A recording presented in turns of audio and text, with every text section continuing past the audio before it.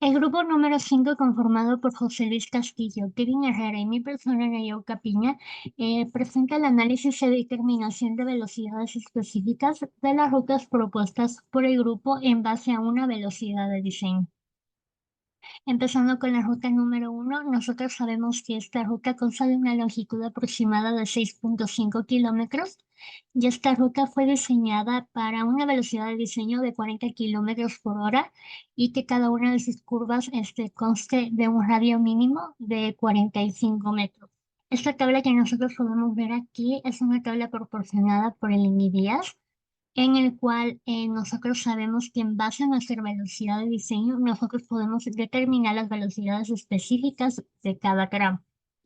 Nuestra ruta consta de 35 elementos, de 17 curvas y de 18 tramos rectos. Esta ruta fue diseñada, como ya se lo mencionó, tratando de que las curvas tuvieran un radio mínimo de 45 metros y las entretangentes tuvieran una longitud mínima de 60 metros, que determinamos las velocidades específicas tanto de ida como de vuelta para lograr obtener las velocidades específicas finales. En base a esta tabla de aquí, que es la tabla más actual proporcionada por el Ministerio de Transporte y Obras Públicas, nos presenta la velocidad de diseño y qué radio mínimo debe de tomar en cuenta esta para para que cumpla la normativa. Nosotros sabemos que nuestro operalte máximo es del 8%. En base a esto, la ruta tuvo que ser modificada bastantes veces. La ruta ya habíamos llegado a la parte final, la determinación final de las velocidades específicas. Las velocidades no cumplían con el radio mínimo especificado por la norma. Tomando eso en cuenta, se rediseñó la vía por última vez, tratando de que la mayoría de radios, hasta una tentativa con los cálculos de velocidades previas que ya se había hecho y la determinación de casos, se llegó a identificar exactamente qué curva se tenía que cumplir un radio mínimo de 50, uno de 80 o uno de 120. Para simplificar y explicar de una mejor manera el cálculo general que hicimos, como ya lo habíamos mencionado, esta ruta cuenta con 17 curvas. Esto se las puede visualizar en este radio, en este diagrama de curvatura, en el que nosotros sabemos que cada barra representa una de las curvas. El eje X representa el valor de la longitud de la curva y el eje Y representa el radio de la curva. Gracias a todos esos análisis previos, pudimos determinar que esta curva es bastante segura, ya que no consta de bastantes curvas y se cumple que el incremento de entre una curva y otra consta de entre el rango de 1.5. Es decir, que nosotros teníamos antes propuesto que el radio mínimo era de 45 metros.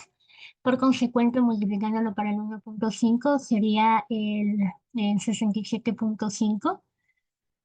Es decir, que nuestro radio inicial estaba ubicado entre ese rango o un rango mayor, que también era de 67.5 hasta el 102.75.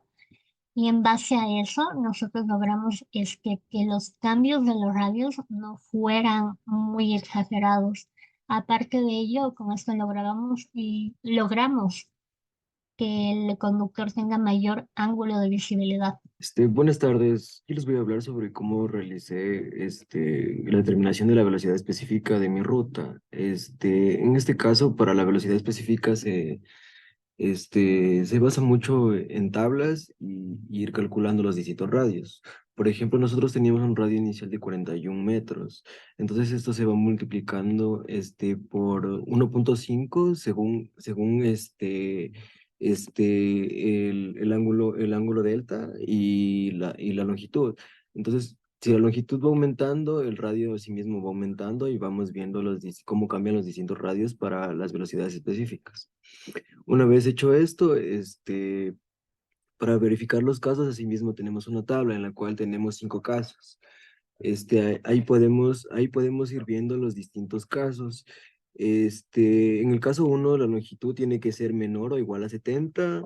Para el caso 2 la longitud 70 tiene que ser mayor a longitud, menor o igual a 250. Asimismo, tienen que ver que el ángulo en el caso 2 tiene que ser menor a 45 grados y para el caso 3 tiene que ser mayor o igual a 45 grados. En el caso 4 no tiene mucho que ver con los ángulos. La longitud tiene que ser 250 menor a longitud o igual o menor a 400 metros para la longitud. Y en la 5 la longitud tiene que ser mayor a 400 metros. Este, Asimismo, o sea, asimismo, eh, puede ser mayor 1.5 veces o puede ser menor 1.5 veces. Eso ya tiene que variar entre la longitud, entre las distintas longitudes que tenemos en la ruta. De ahí para ver si esta cumple o no cumple con con los distintos parámetros que tenemos otra tabla.